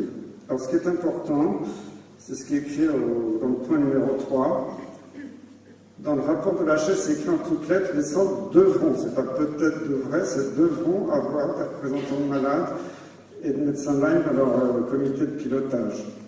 Alors là, le combat n'est pas terminé, parce que la Direction Générale de l'Organisation des Soins, qui s'occupe de mettre en place ces centres, ils n'ont pas du tout pigé, ils ont dit, les malades, ils n'ont rien à faire là, on n'a jamais vu de malades dans des centres de référence. Si c'est ça, ça va être la guerre, parce que vous voyez, Strasbourg, Nancy, Orléans, il y a plein de villes, des malades, c'est dramatique. Il y en a qui ont commencé à publier leurs expériences. 90% de nos malades sont des fous. Ils les envoient en psychiatrie, ils les renvoient je ne sais pas où. C'est pas sérieux. On ne pourra pas accepter que des centres comme ça, qui sont dans le déni de la maladie, qui ne soignent pas les malades, reçoivent 300 000 €, parce que ça va être la dotation des 5 centres nationaux, pour continuer ce boulot de désinformation et de rejet des malades. Donc ça, c'est un point qui est crucial. J'espère que ça va avancer dans le bon sens. Ce n'est pas encore gagné, parce que l'appel d'offres pour les centres n'a pas encore été lancé par les autorités.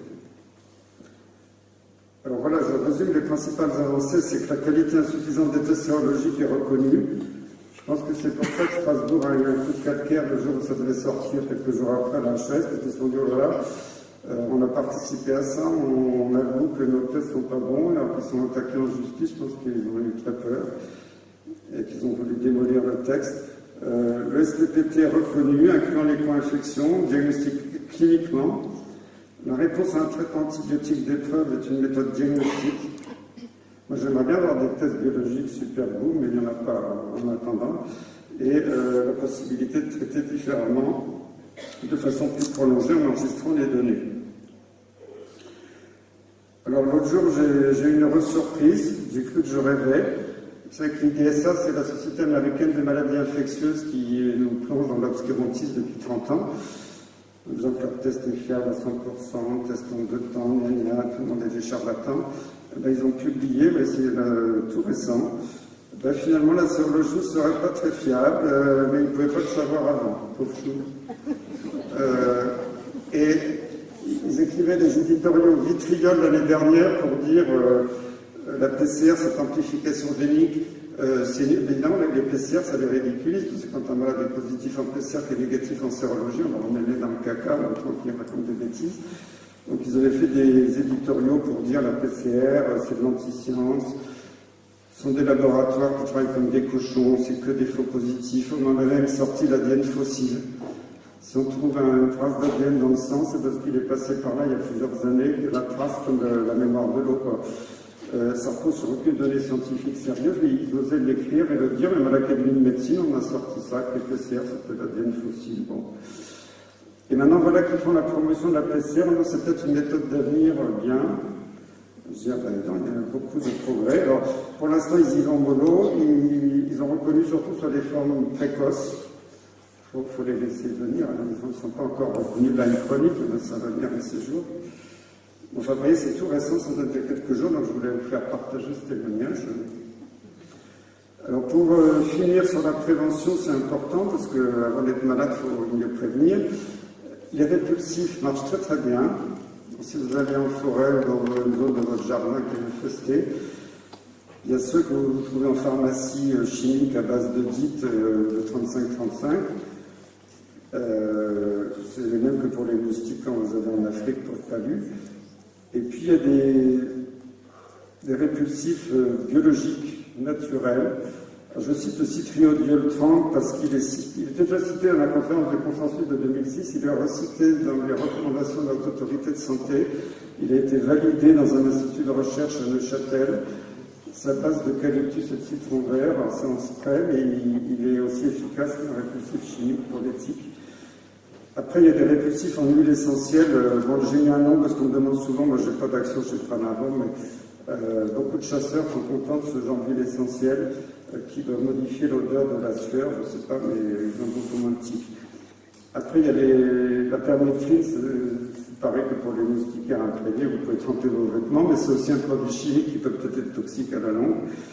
L'inspection systématique, l'ablation rapide des tiques, sans rien mettre dessus avant, et toujours tourner dans un sens ou dans l'autre quand vous retirez la tique, et bien désinfecter après et surveiller la zone de piqûre. Voilà, alors pour les...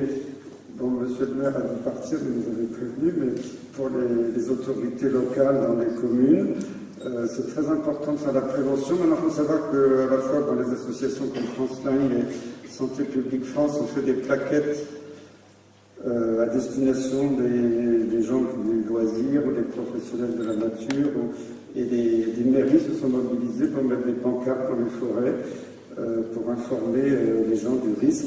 C'était très mal vu il y a quelques années en disant vous allez faire peur aux touristes, mais je pense que les touristes, ils n'ont pas peur de la nature si on les informe correctement. Voilà, alors ça c'est mon livre que je vais dédicacer tout à l'heure pour ceux qui le souhaitent. C'est écrit en langage grand public, donc il y a beaucoup de références. Je suis content parce que les médecins qui l'ont lu souvent étaient convaincus, donc ça m'a fait plaisir. Et puis un autre livre qui est sorti il y a quelques jours sur Amazon, qui s'appelle Slime. Quand vous tapez sur Amazon, il faut bien faire le S de dollar, parce que sinon ça ne sort pas bien. Par Jenna Luchetailler, qui est une femme qui a travaillé pour l'ONU pendant des années dans les ONG en Afrique, c'est une américaine, qui a mené le combat. Moi, je l'ai aidé pour faire reconnaître la violation des droits de l'homme en matière de maladie de Lyme à l'ONU, et qui a fait changer les codes de l'OMS. On a fait une action à l'OMS. Je ne sais pas si vous avez vu, avant Lyme, il y avait un code ou deux. S'il n'y a pas un code international, une forme clinique de la maladie n'est pas reconnue. Maintenant, il y a déjà une dizaine de codes dans la transmission maternelle-fœtale qui est reconnue officiellement par l'OMS, alors qu'à Strasbourg, on nous disait encore dans le groupe de travail au ministère que ça n'existait pas. Voilà, donc vous pouvez trouver ce livre. Alors, il est en anglais, il fait une centaine de pages, il est vite lu, mais je veux dire que ça décoiffe parce que Jenna balance beaucoup de choses sur la corruption dans le domaine de la maladie de Lyme. Voilà, je vous remercie.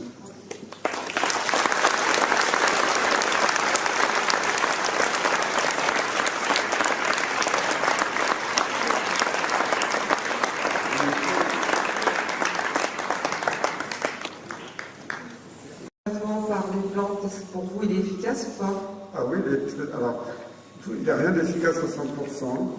Il y a des gens qui se soignent qu'avec les plantes, parce que maintenant il y a un mouvement écolo, anti-antibiotique, même en Allemagne, c'est à la mode.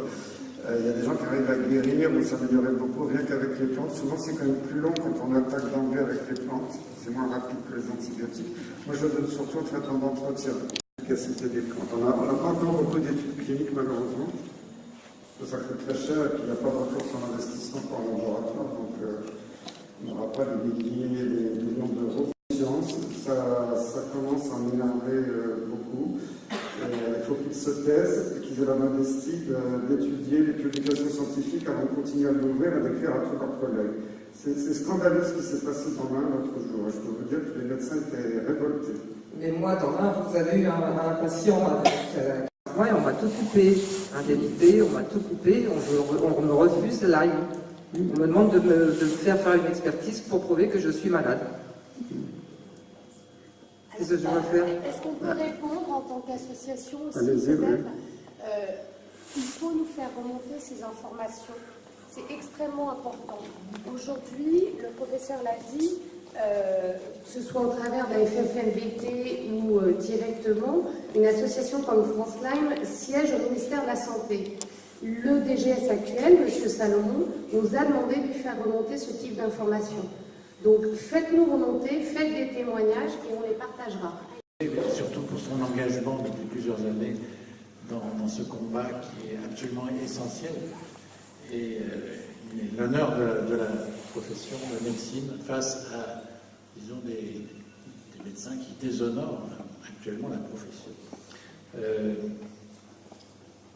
Tout ce qu'il a dit est très important. Le combat, tout de même, grâce à lui, et grâce à ceux qui travaillent avec lui, est quand même partiellement gagné, parce que l'appui du ministère, les gens qui se dressent contre les directives de la HAS, ils sont en contravention. Ils sont en faute médicale. Il faut qu'ils soient condamnés. Et si vous voulez, maintenant, le débat doit se porter sur le plan juridique. Il faut que force reste à la loi et que les délinquants médicaux soient punis. C'est tout à fait clair. Ça prendra du temps. Ça prendra du temps. Et dans ce combat, il est très important que les associations de malades soient justement derrière les médecins qui se battent pour eux.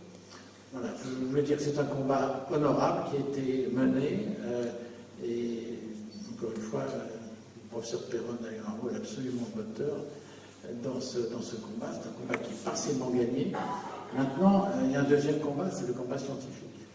C'est le combat scientifique parce que même avec l'appui du gouvernement, même avec l'appui du ministère, eh bien, il faut quand même trouver le meilleur traitement. Le traitement non seulement le plus performant, peut-être aussi le plus court, parce que comme dans la tuberculose, vous savez, on a commencé avec des traitements de 2 ans, puis avec l'association des associations thérapeutiques, on a réduit à 1 an, puis à 6 mois. Donc, je pense que pour le Lyme, déjà, il faut déjà introduire l'idée que c'est une maladie chronique avec un traitement qui peut durer 2, 3 ans. Peut-être que, bon, avec les efforts de tous, on arrivera d'abord à guérir plus souvent et puis à guérir plus vite. Voilà. C'est ça l'enjeu aussi de la question. Voilà.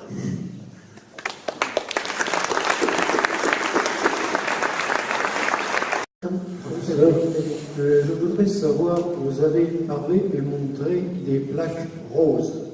La plaque rose est-elle toujours la preuve de la maladie de Lyme? La plaque arrondie qui est une évolution centrifuge, elle est spécifique, ça ne peut pas être autre chose.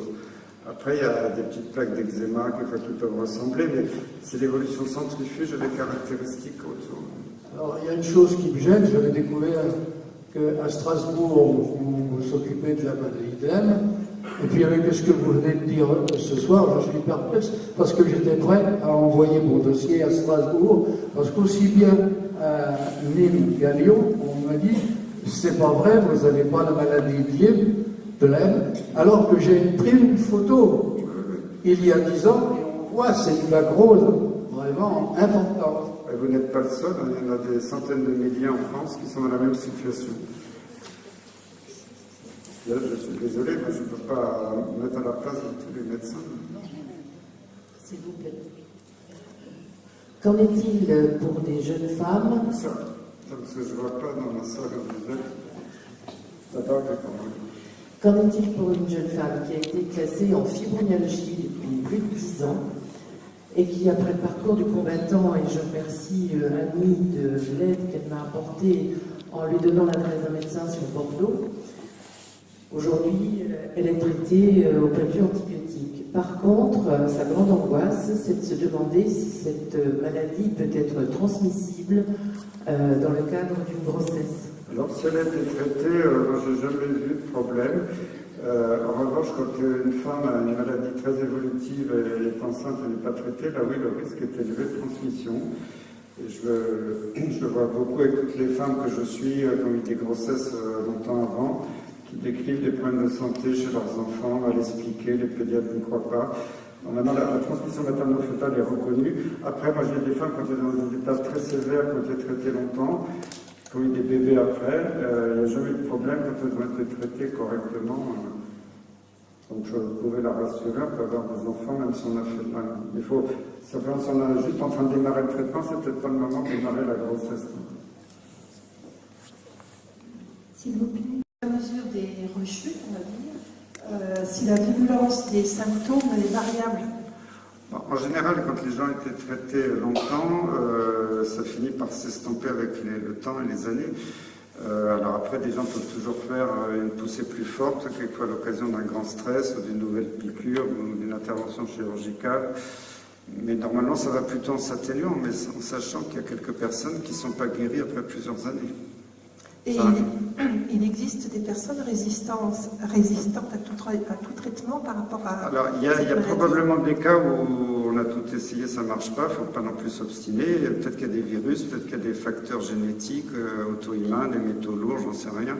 D'autres facteurs qui expliquent la maladie, mais qui ne sont pas dus à une cause infectieuse. Il faut aussi savoir raison garder que si ça ne marche pas, il ne faut pas s'obstiner à prendre des antibiotiques pendant 10 ans si ça ne marche pas. D'accord. Et j'ai une dernière question. La maladie des griffes du chat, elle est due à quelle bactérie? À Bartonella ncd. On sait qu'elle peut, parce qu'au début, la maladie griffe du chat, on disait, bon, ça me donne une maladie aiguë, quelquefois on a le ganglion, puis ça guérit avec quelques jours d'antibiotiques. On sait dans la médecine tout à fait officielle que ça peut donner des maladies plus graves, persistantes. On a décrit des infections du cœur, des endocardites, des choses comme ça. On a décrit au cours du sida des lésions cutanées particulières des gens qui avaient le sida à l'époque où ils étaient immunodéprimés avant les trithérapies antivirales actuelles. Et on trouvait cette bactérie dans des lésions cutanées, dans le foie. Donc on avait des arguments pour penser qu'elle était capable de persister même des années chez quelques personnes. Mais on ne soupçonnait pas que ça pouvait être une maladie chronique. Alors, rien que pour NCD, celle qui cause la maladie du griffe du chat, maintenant on sait qu'on trouve d'autres partenaires animaux chez l'homme qui peuvent persister. D'accord, merci. Donc, pour vous expliquer un petit peu le topo vite fait. Donc, ma fille a eu une tique qui l'a mordue quand elle avait 12 ans, elle en a 30 et quelques. Donc, mon fils a 12 ans, c'est l'enfant de son ex, n'est-ce pas, on peut dire des choses comme ça. Et donc voilà, et puis elle a une petite fille avec monsieur qui est là-bas de l'autre côté.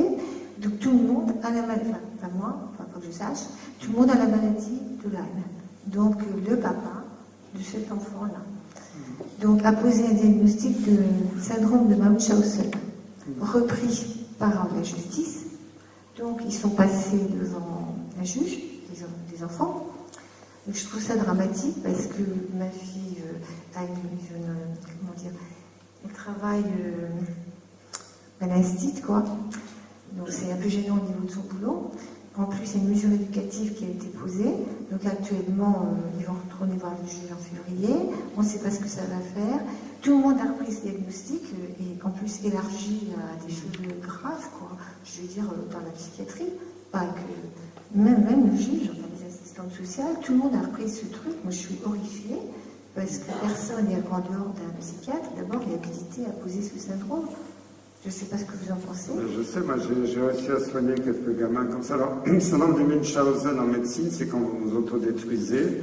C'est très rare, ça existe. Oui. Et là, pour les enfants, c'est ce qu'on appelle le Munchausen par procuration. On accuse les parents de détruire leur enfant. Alors, c'est la mère qui est accusée en l'occurrence. Et malheureusement, ces accusations sont très fréquentes. Totalement abusives.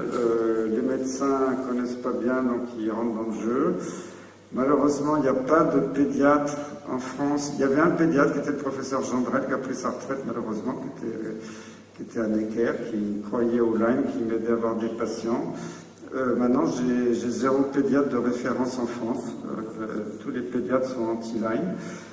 Donc dans des cas comme ça, moi je suis démuni, parce que j'ai plus le droit d'hospitaliser par exemple des enfants dans mon service. Il y a une nouvelle loi qui est passée il y a quelque temps, qui interdit aux services adultes de s'occuper d'enfants. Donc je suis assez démuni face à ces cas-là, mais il faut se battre, il faut faire intervenir les associations, les témoignages, essayer de faire soigner la famille pour montrer qu'elle va mieux avec les traitements, et que c'est pas que dans la tête.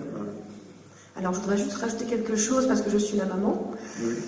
En fait, pendant qu'on vit cette procédure de mesure d'investigation judiciaire qui dure 6 mois, donc j'ai assistante sociale, psychologue, éducateur à la maison toutes les semaines, pendant ce temps-là, mon fils ne bénéficie plus de ses prises en charge parce qu'il est tellement fatigué que, voilà, on nous empêche de soigner notre enfant quelque part, enfin mon enfant. Donc, voilà, parce qu'on me menace de placement, etc. Donc il y a un stress incroyable aussi sur ses épaules. Et pendant ce temps-là, les procédures, c'est pas gratuit non plus, et les soins sont chers, ne sont pas toujours remboursés. Et voilà, pendant 6 mois, on est en stand-by. Et ça, c'est compliqué, c'est très difficile à vivre. Et on ne sait pas quel recours vraiment on a, qu'est-ce qu'il faut saisir. Il faut essayer de trouver un médecin généraliste parce qu'ils ont le droit de soigner les enfants, qui soigne votre enfant pour le guérir ou l'améliorer beaucoup, ce qui permettra de témoigner que c'était des accusations non fondées. C'est la meilleure méthode. Sauf que notre médecin est dans les ennuis, bien sûr. Il faut en chercher un autre à ce moment-là. Et à ce moment-là, il faut demander l'aide des associations dans ce cas-là pour trouver un médecin qui puisse vous aider. Quitte à faire 100 km, tant pis, mais il ne faut pas hésiter. C'est ce qu'on fait, mais je suis en train de lire aussi le livre de Jenna, qui dit que c'est très fréquent aux Pays-Bas. Oui, en fait, on l'a dénoncé à l'ONU. Hein. C'est une violation des droits de l'homme. Et le papa est originaire des Pays-Bas. Merci. maladie de Lyme, est-ce qu'il y a des signes vraiment particuliers à surveiller par rapport aux atteintes cardiaques, mais des signes vraiment particuliers aux borrélioses? Parce que j'ai entendu parler de tracés de CG particuliers. Est-ce que c'est... Non, il n'y a pas de signe. Classiquement, ce qui avait été décrit initialement, c'était ce qu'on appelle la bradycardie, c'est le cœur qui ralentit, c'est ce qui est écrit dans tous les bouquins. En fait, moi, je le vois de temps en temps, mais c'est assez rare. On voit beaucoup plus souvent des tachycardies, au contraire, le cœur qui s'accélère, des extrasystoles.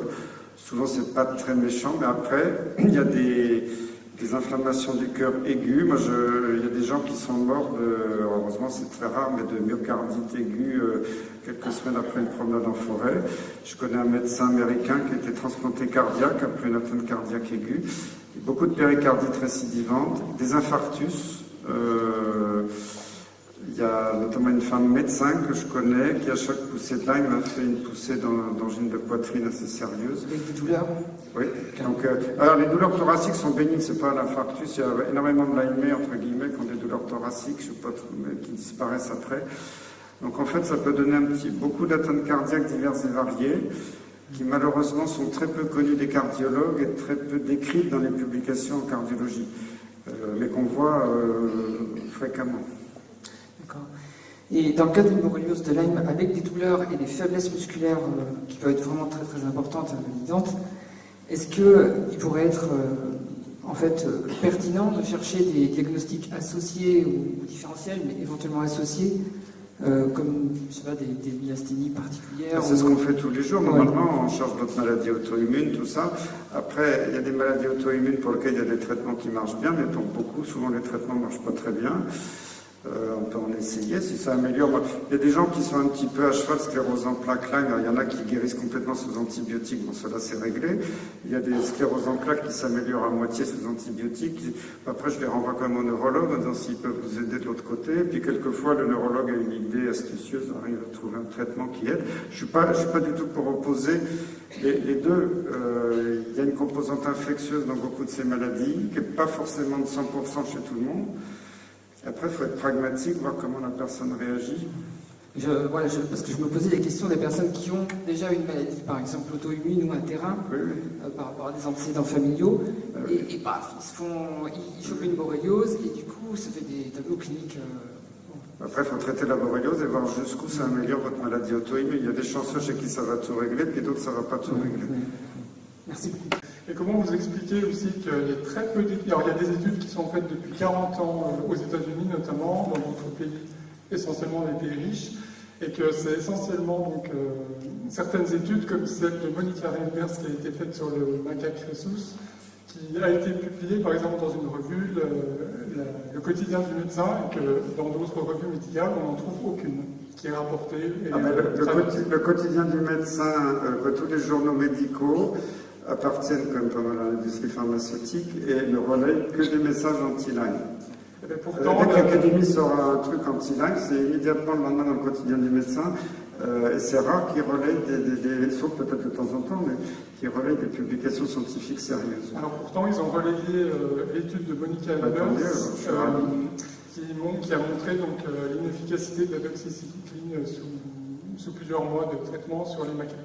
C'est pas l'inefficacité, c'est persistance. La borrélia qui persiste.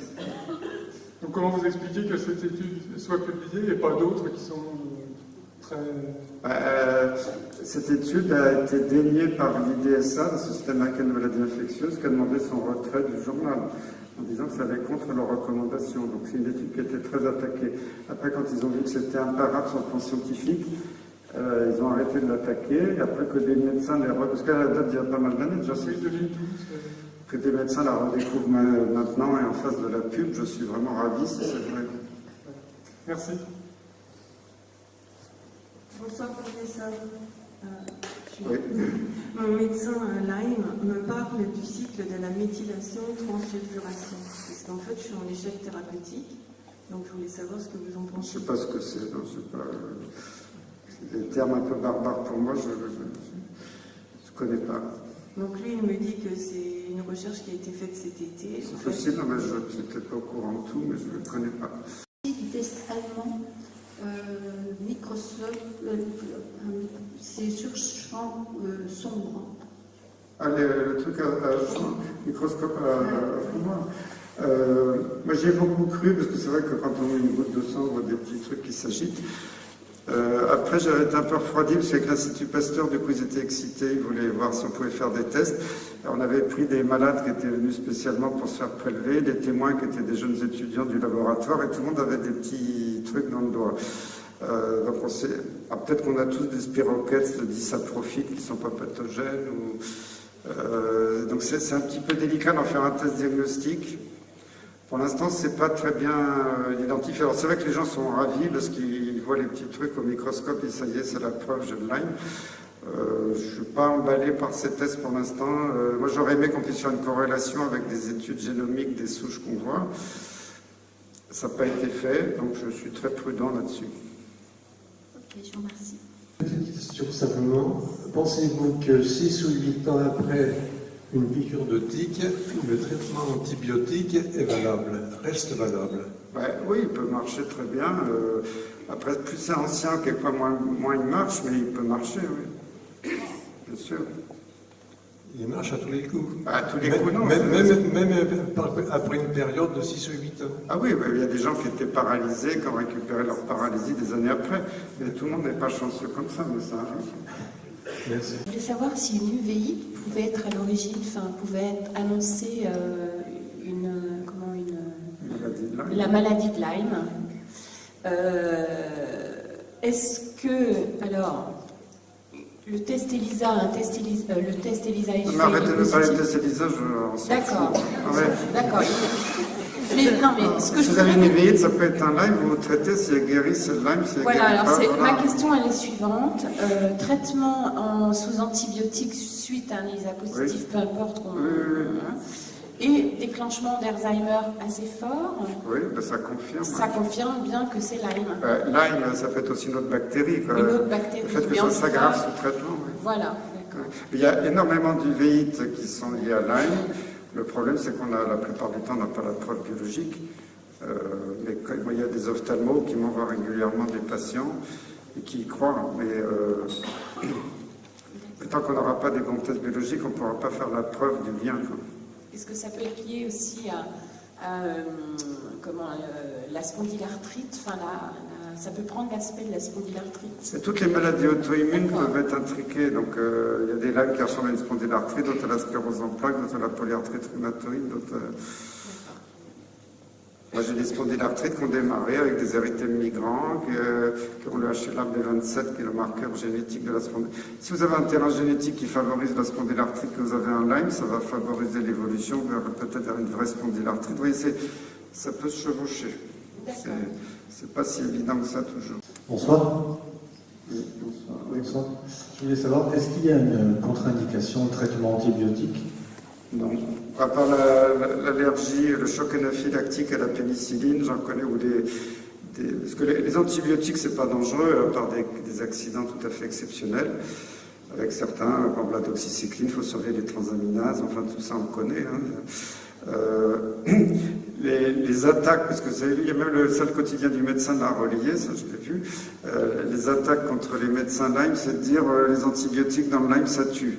Alors, ça c'est le titre, et quand on lit l'article, c'est 12 cas mortels en 20 ans dans le monde. Et c'est pas les antibiotiques, c'était, bon, moi je ne m'amuse pas à le faire, sauf dans des cas vraiment rarissimes. Il y a des médecins, plus en Allemagne, mais en France, aux États-Unis aussi, qui mettent des cathéters veineux centraux, ça qu'on monte une ligne en plastique dans le cœur, ou on met une chambre implantable, comme pour les gens qui ont des cancers, pour injecter la ceftriaxone pendant des mois et des années. Moi, ce que je fais jamais. Et là, les gens, ils sont morts des complications du petit tuyau et pas de l'antibiotique. C'est-à-dire qu'ils ont fait des caillots dans le cœur, ils ont fait des infections du cœur avec des germes qui sont rentrés par le plastique.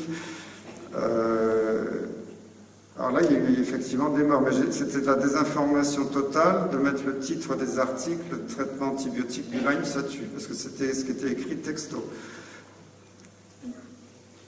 Mais l'antibiotique en soi, ça n'a jamais tué personne. Il faut faire attention à certaines précautions d'emploi qu'on connaît quand on est médecin. Médecin formé, je tairai mon nom parce que je ne prends plus de nouveaux patients. Parce que voilà, en fait, formée donc par Philippe Raymond il y a 2 ou 3 ans, j'ai vu beaucoup de patients, j'en ai traité, certains longuement, de quelques belles réussites, et puis beaucoup d'échecs. Et du coup, je trouve que c'est très compliqué, même quand on est formé. Et du coup, je me dis, les généralistes qui vont se tenter à faire 1 mois d'antibiotiques, ils vont trouver des aggravations, ils vont pas améliorer leurs patients, et enfin, ça va être compliqué, quoi. Donc je pense qu'il faut vraiment faire un énorme travail de formation pour qu'on puisse être beaucoup plus nombreux et que chaque médecin généraliste puisse faire le boulot. Parce qu'on peut pas être médecin, enfin moi je fais surtout de l'acupuncture, j'ai déjà 4 mois de délai de rendez-vous sur l'acupuncture, je fais la cancéro, je fais des choses passionnantes, et je peux pas faire 10 patients live par jour, sinon j'y rêverais plus, quoi. Donc c'est compliqué, je me demande comment on va pouvoir faire. Et puis pour certains patients, la deuxième question, la question c'est plus ça, c'est je me dis comment on va faire quand on a justement des patients qu'on voudrait hospitaliser tellement ils sont mal, et où effectivement moi je suis sur Dijon avec un service qui est pas du tout, qui est dommage, ils sont pas là, hein, ils ont eu l'invitation, ils sont pas là. Et on n'a aucun appui, quoi. Je sais, ça c'est dramatique, mais puis moi je ne peux pas hospitaliser toute la France, c'est très dur. Moi je présente mes excuses pour les gens qui ont écrit à moi, ma secrétaire, parce que je reçois tellement de mails tous les jours ou de dossiers épais comme ça à recommander, j'arrive même plus à les ouvrir tellement il y en a. C'est quand je lui dis qu'il y a une détresse terrible. Et le but des recommandations, le but du ministère, c'était que justement tous les médecins généralistes s'y mettent. Il y avait des recommandations de la HAS qui soient décomplexées, qui puissent faire 1 mois d'antibiotiques d'épreuve. Là, si chaque médecin faisait 1 mois d'antibiotiques d'épreuve, ça débrouillerait le terrain. Et résultat des courses, toutes les sociétés savantes se sont jetées sur ces recommandations. Même le Conseil national des généralistes enseignants a dit qu'il fallait boycotter ces recommandations. Bon, je connais bien le vice-président parce qu'il travaille pas loin de chez moi, je l'ai vu l'autre jour. Bon, il me dit oui, mais il faut attendre des résultats de la recherche pour prouver que tout ça est formellement démontré avant qu'on s'y mette. Je dis, ben, dans ces cas-là, on va attendre encore 10 ans, 20 ans pour soigner les gens, on les laisse crever en attendant. C'est un discours que je n'arrive plus à accepter parce que moi j'ai fait de la recherche, j'ai publié, je suis le premier à vouloir que tout soit démontré. Mais là, on sait très bien que comme il n'y a pas eu d'argent sur la recherche pendant 20 ans, on n'aura pas de démonstration scientifique super carrée dans les années qui viennent. Il faut vraiment que les médecins s'y mettent, acceptent les formations, et puis surtout, moi j'attends qu'il y ait encore quelques publications solides qui sortent pour clouer le bec à tous les détracteurs, parce qu'ils vont vraiment être ridicules. Dans quelques temps, on a tranché tout ce qui va sortir derrière. Mais bon, on est dans une période très dure. Et si les attaques ont été aussi violentes récemment, parce que c'était très violent depuis quelques mois avec la sortie du rapport, c'est qu'ils sont aux abois. Je vois bien là, quand l'académie, tout ça, dit c'est des charlatans et ils sont de l'anti-science, ils ne donnent jamais une seule référence scientifique, jamais. Quand je leur demande, ils sont incapables. Et moi, je leur mets des dizaines de références sous le nez. Quand j'étais en séance plénière contre Eric Combe, qui était un ami, au congrès de médecine interne, il y avait tous les plus grands internistes dans la salle, c'était au moins 500. On avait 10 minutes chacun. Moi, tout ce que je présentais, je mettais les références scientifiques. Il a fait que de l'émotionnel pendant tout son topo. Il y a eu 2 références en plus, il a parlé 2 fois la durée de son temps. Et j'étais vraiment sidéré de voir que c'était des blagues. Bon, c'est vrai qu'il y avait l'ordonnance un peu délirante d'un médecin que je connais, qui a fait perdre toute la salle, mais il n'y avait pas de données de publications scientifiques. Et c'est là où on les attend en tournant, parce que là, la science, elle avance. Et là, je pense que ça va décomplexer des médecins.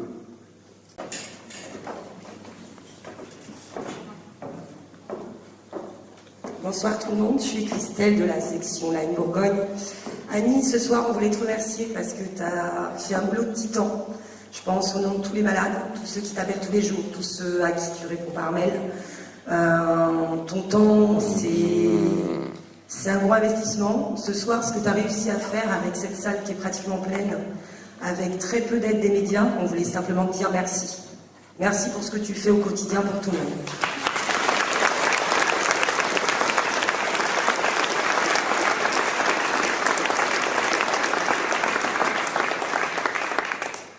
Moi, je m'appelle Thérèse, je tenais à remercier Annie, parce qu'au début, je ne connaissais personne, et comme on me disait que ma maladie, c'était dans ma tête, il fallait que je me fasse à la dépression. Madame, il faut accepter la dépression, Et c'est grâce à un jeune que j'ai connu chez le professeur Trouillas à Lyon, qui malheureusement n'est plus parmi nous, il s'est suicidé. Donc c'est Annie qui m'a aidé beaucoup, elle est là tous les jours au téléphone, tout le temps, elle nous aide. Donc on remercie beaucoup Annie. Je tiens à remercier mon docteur messager qui m'a détecté la maladie. Je tiens à remercier le professeur Trouillas qui m'a ramassé à la petite cuillère, comme il dit. Ça fait 5 ans, mais vous voyez, je suis là. Malgré tous les antibiotiques, je suis là. Et je tenais à remercier le professeur Perron qui est parmi nous ce soir. Merci beaucoup. Merci à nous. Merci du fond du cœur.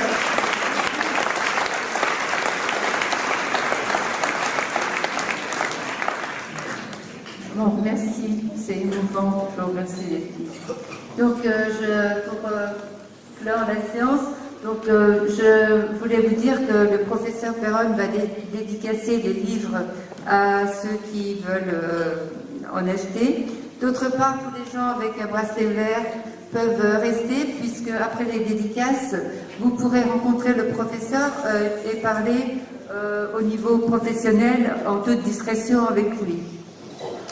Je tiens à remercier la municipalité pour la salle et tout ce qu'ils ont fait pour nous, la vie associative qui a beaucoup œuvré à nos côtés, l'infographiste qui nous a fait une super affiche, et puis également toutes les personnes qui ont contribué à nous aider, Monsieur Biffaut et la Meulière également, chez qui je vous recommande d'aller. C'est vrai, c'est simple, manger sain, c'est la meilleure chose. Pour répondre aussi à une question qui était posée tout à l'heure, quelqu'un qui demandait si un traitement après des années marchait. Oui, j'ai été détectée 10 ans après ma piqûre de tique et ça fait 8 ans que je suis sous antibio. Donc attention, c'est pas antibio en continu, mais antibio lorsque j'en ai besoin. Donc on peut arriver à aller beaucoup mieux avec des traitements. Et je tiens à remercier donc le professeur Perron, le professeur Trouillas d'être venu également, et mon mari également qui m'a beaucoup soutenu dans l'épreuve. Merci à tous.